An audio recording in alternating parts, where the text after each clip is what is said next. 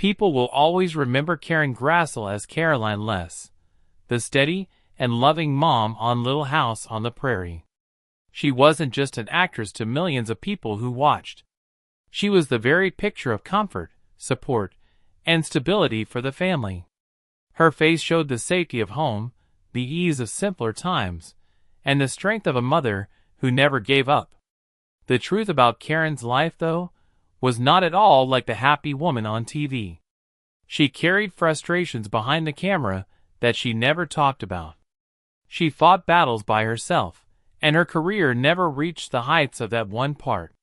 Fans have been wondering for decades why she died, why she didn't show up in Hollywood movies or TV shows, and why her stories seemed to die down.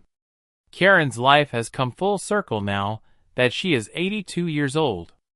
Even the people who loved her the most didn't expect her to tell them this. You will cry when you hear about the hard times, regrets, and quiet strength that she still has in these later years of her life. Karen Grassle's rise to fame as one of TV's most famous moms began a long way from the wide-open plains that viewers knew. Davis, California, gave birth to her in 1942. The daughter of a working-class family who doesn't have much to do with show business. Right from the start, Karen was sensitive and determined, traits that would shape her as an actor. She first studied English and theater at the University of California, Berkeley. Then she moved to London to improve her skills at the London Academy of Music and Dramatic Art. It was in those cold practice halls and crowded dorm rooms that she first realized her strength wasn't in being glamorous, but in being disciplined. By the early 1970s, Karen was steadily working in theater, doing roles that didn't get her much attention but gave her a lot of experience. She dreamed of a future that was based on Shakespeare, Czechoslovakia, and the serious theater she had studied so much. Television seemed far away and almost not relevant to her training. That being said, Hollywood, which is always unpredictable, had other ideas.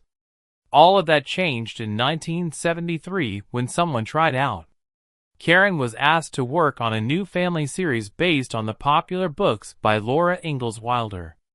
At first, she wasn't sure. Even though she hadn't planned to work in TV, her choice to go to the audition would change not only her life, but also the childhoods of millions of viewers. It had already been hard to find someone to play Caroline Less.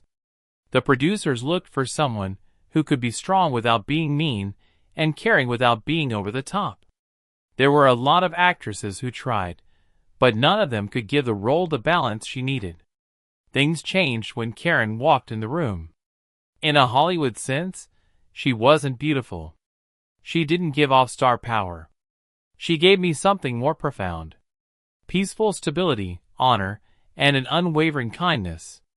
Michael Landon, who was already famous from Bonanza and was the show's creator, saw right away what other people had missed. He knew Caroline had to seem like both a leader and a mother figure. He found the right person in Karen. The whole country was enthralled when Little House on the Prairie first aired in 1974. Families got together once a week to watch the Ingalls family deal with the difficulties of life on the border. People saw Charles Less, played by Michael Landon, as the reliable dad. What kept the family together, though, was Karen's sister Caroline. She was the figure who held everything together: morality, faith, and love that didn't depend on anything. Fans quickly took to her as Ma Ingalls, and the kind of mom that many of them wished they had. People from all over America wrote to thank her for being a kind and moral role model in a world that felt more and more unsure. Karen felt like she couldn't handle her instant fame. She went from being a struggling actor to a well-known name almost overnight. There was both respect and responsibility for the change. People weren't just seeing a character, she knew that. They put their own ideas about family, motherhood, and security on her. To get the same love they saw on TV, kids would run up to her in public and call her Mama. Families wrote letters to Caroline about how her beliefs had changed their own. Karen felt ashamed and stressed at the same time. She was no longer just an actor playing a part. She had turned into a sign. But symbols come with giving up something. For every fan letter, there was the weight of being stuck in a picture. Karen wanted to be known as a serious actor with a lot of different skills. She would always be Caroline Less first and Karen Grassle second, though, because of how well Little House did. She had no idea that her attachment to one part would shape the rest of her career when she was at the top of her game. The world had given her the gift of being noticed, but it had also set a quiet bar that she would work for years to break. Even though people were happy about Mang Less, Karen could already feel the problems that were coming. Under the peaceful prairie skies and good family values, the fights of the future were slowly taking root. A part that defined an era, that's what a lot of people dreamed of. But she was about to find out that her success on screen came with a price she didn't expect. Behind the warm glow of Little House, Karen Grassle would soon find herself battling with realities that broke the illusion of family harmony. She may have become America's mother. People who watched Little House on the Prairie thought that the actors lived with a perfect family, both on and off screen. Every week, people saw Karen Grassle smile warmly. Her voice was calm and comforting, and she was always in the Ingalls home. No one saw the stress that was building just outside the camera's view. On set, things were not nearly as peaceful as they were on the show. As the show's producer, director, and star, Michael Landon had almost complete power over it. His charm drew people to him, but because he was so powerful, there wasn't much room for discussion. Karen praised how hard he worked and saw how talented he was. But she was also angry with herself. She was paid a lot less than the male leads, even though she was the female lead and the emotional core of the show. She quietly accepted it at first, telling herself it was part of Hollywood's order. But as the seasons changed, it became harder to ignore the difference. Not only was she playing a part, she was also the moral center of the show. Still, when she asked to be treated fairly, no one said a word. The setting often made it hard to tell the difference between competition and friendship. The kids in the group loved her, and Melissa Gilbert would later say that Karen was caring and protective. But Karen herself sometimes felt alone because Landon was always focused on keeping the show's vision, and when she disagreed with him, she wasn't always heard. Behind the perfect family image, she struggled with the fact that she worked in a field that didn't value women's accomplishments. People praised her character for being a great wife and mother, but the actress who played her was fighting to be seen as equal. It was also very hard to film. They had to work long days in the hot California sun, change into suffocating prairie dresses over and over again, and film emotional scenes with little time to rest. Karen was proud of how skilled she was, and how she never let her nerves show in her work. It was real, though. They were tired. The hardships on the frontier that were written into the scripts were a reflection of how hard it was for her to play her part in the show. People thought they were seeing a natural show of motherly strength, but every episode was built on sacrifices, both real and imagined. It was hard because her character was often pushed to the background of stories. Karen had thought of Caroline Less as complex, strong, and very human. But too often, scripts put her in the background while Charles Ingalls did the deeds. She got angry that her character, who was the family's rock, wasn't given the depth she earned. She was a classically trained actress who had honed her skills in serious theater. Not using her talent enough hurt her badly. In a part that should have made her feel better about her art, she could feel her goal shrinking. Karen kept her smile on, though. As long as she played the mother role, fans loved her. She worked hard every day and showed up. Even though she was getting more and more angry, no one outside could see the quiet fights going on just out of sight. She was also stuck in a lot of ways by being quiet. By speaking out, she put her job at risk. Being quiet meant taking the weight by yourself. she chose silence for years, letting the myth of peace stand without being questioned. However, quiet never lasts a long time. Karen became famous, got married, and will always be remembered in TV history thanks to the show. But it also made her doubt her own worth, wearied from giving in, and aware that the ideal family was just a dream held together by hidden tension. Karen painted a perfect picture of what a mother should be like. When she finally left the Prairie, she found out how harsh Hollywood could be to a woman who was only known for one part. Karen Grassle thought it was the right choice for her to leave Little House on the Prairie in 1982. The show had made her famous, but the weight of having to give in had become too much for her to bear. She longed for artistic freedom, for chances to explore her characters in ways other than prairie dresses and cooking scenes.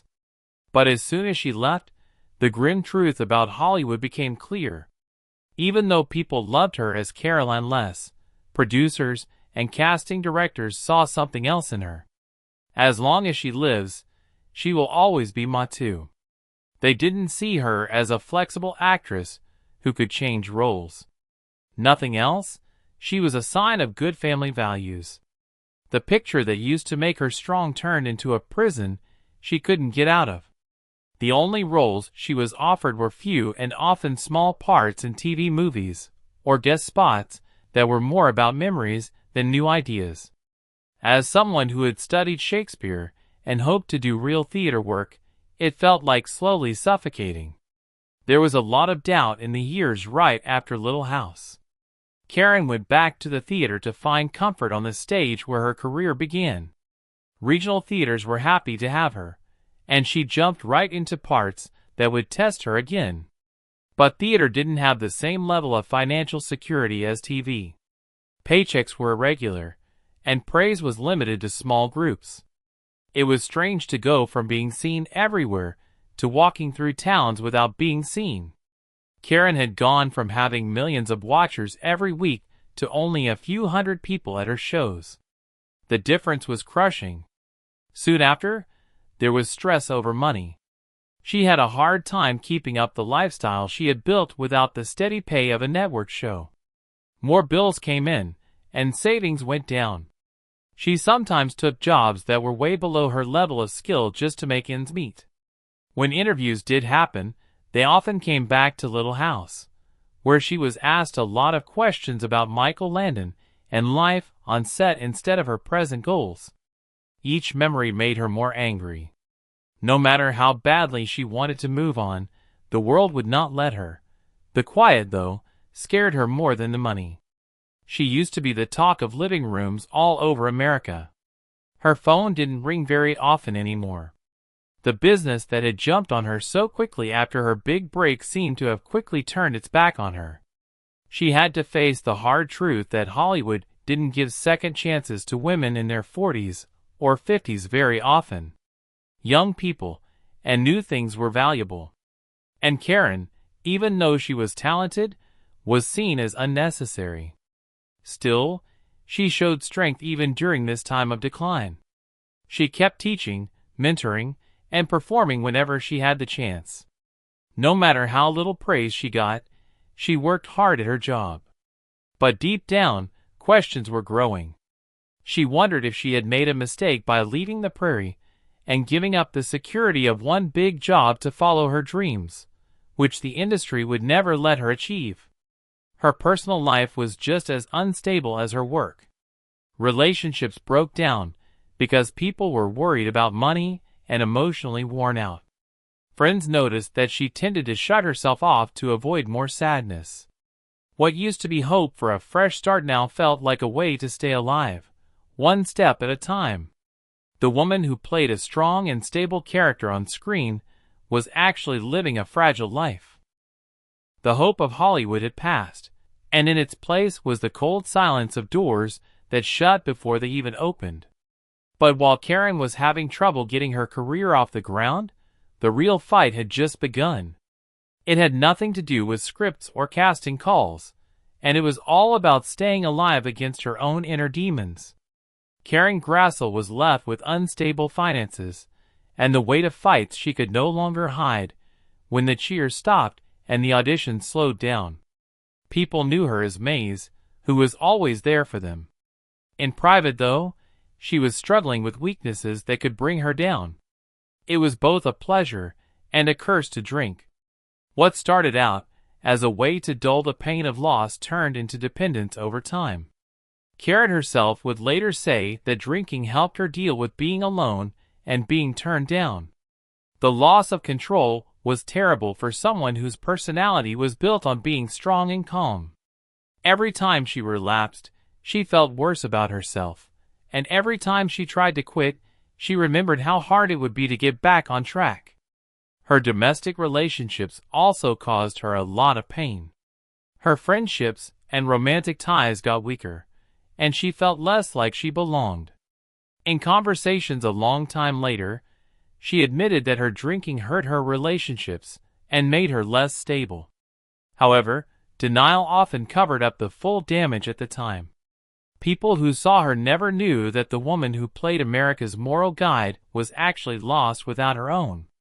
Having money problems made her problems even worse because she had fewer parts and smaller checks. She had to make decisions she hadn't planned for. There were times when she had to sell things to pay for things.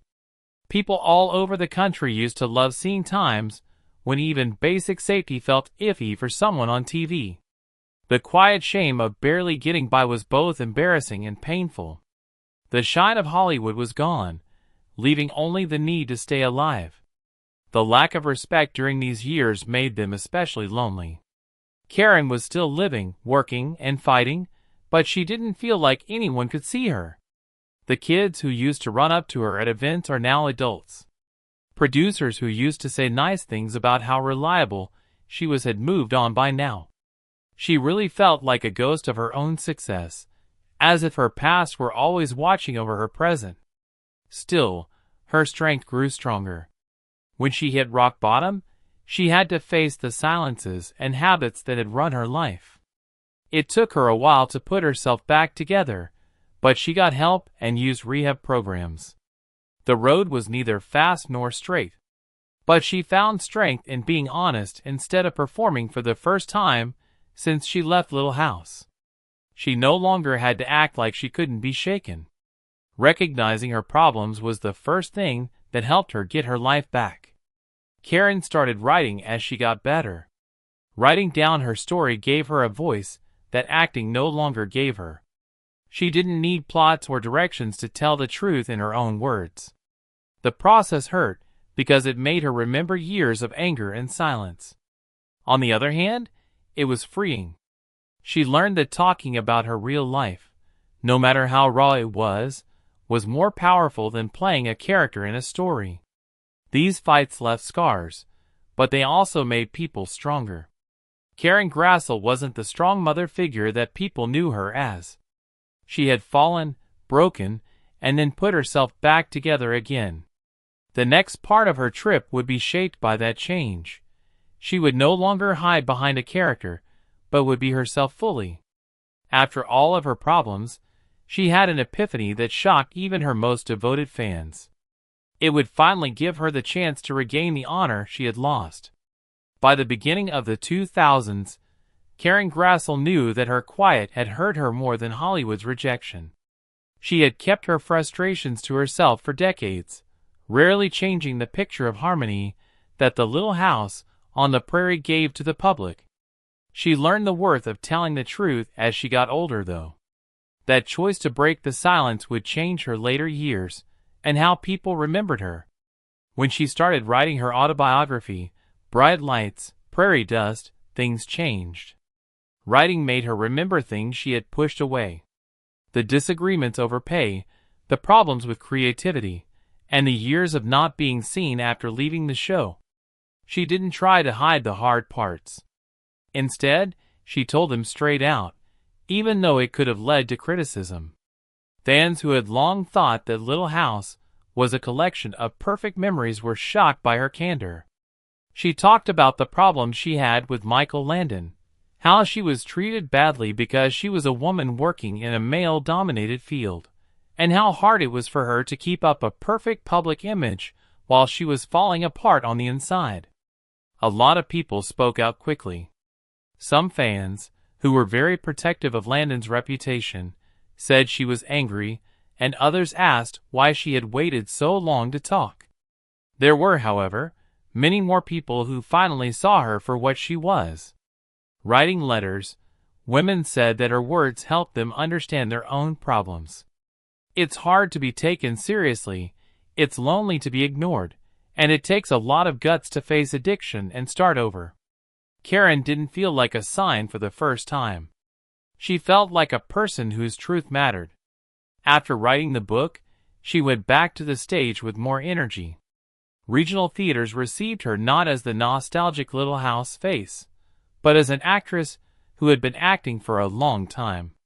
Critics said that her performances in plays ranging from Shakespeare to modern tales had a depth that can only come from having been through a lot of hard times. She was no longer depending on acting to save her career.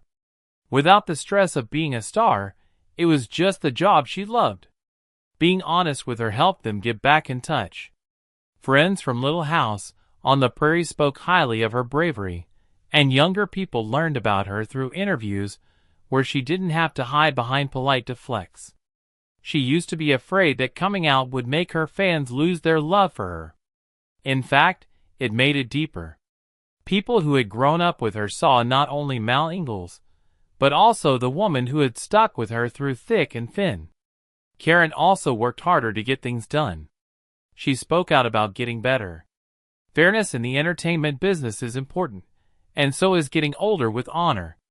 For a woman who used to feel like she wasn't seen, speaking up for others gave her a purpose. Her life wasn't about getting back her old fame anymore. It was about making the present meaningful. In the last few years of her life, she didn't fade into darkness. Instead, she quietly won. She faced her fears, told the truth, and found peace again in being herself. She stopped feeling like she had to be tied to Caroline Ingalls forever.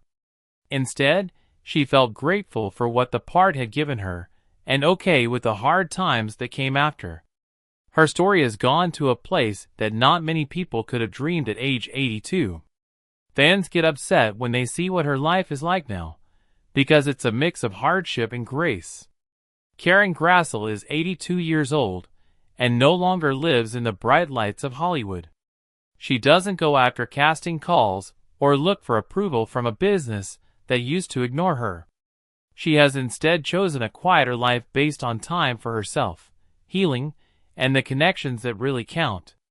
Before, this woman had to carry the weight of a nation's expectations.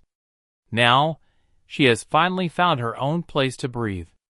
She keeps writing and sharing her story, being honest about the problems that almost defined her in the past.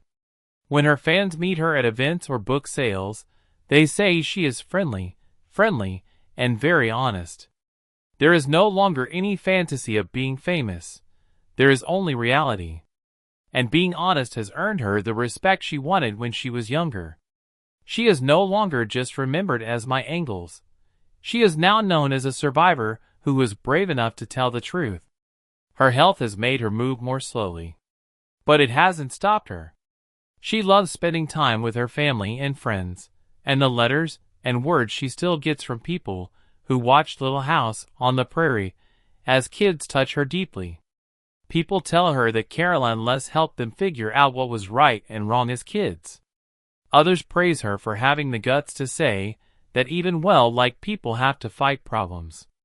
At age 82, Karen has become a sign of strength, not because she is a perfect character, but because she is a real person. She has said that her trip was not easy when she thinks about it now.